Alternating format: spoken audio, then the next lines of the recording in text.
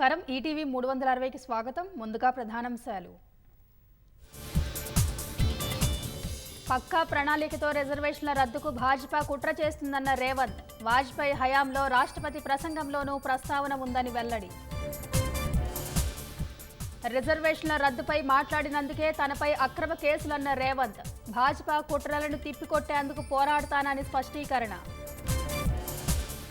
Morphing కేసులో ఢిల్లీ పోలీసుల నోటీసులకు CM సమాధానం. 4 వారాల గడువు ఇవ్వాలంటూ లీగల్ టీంతో అప్పీల్.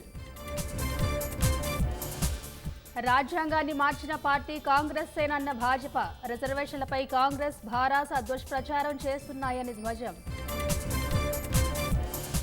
కాసేపట్లో హైదరాబాద్లో హోంమంత్రి అమిత్ షా పర్యటన. ఎంపీ అభ్యర్థి మాధవీలతకు మద్దతుగా లాల్ దర్వాజలో రోడ్ షో.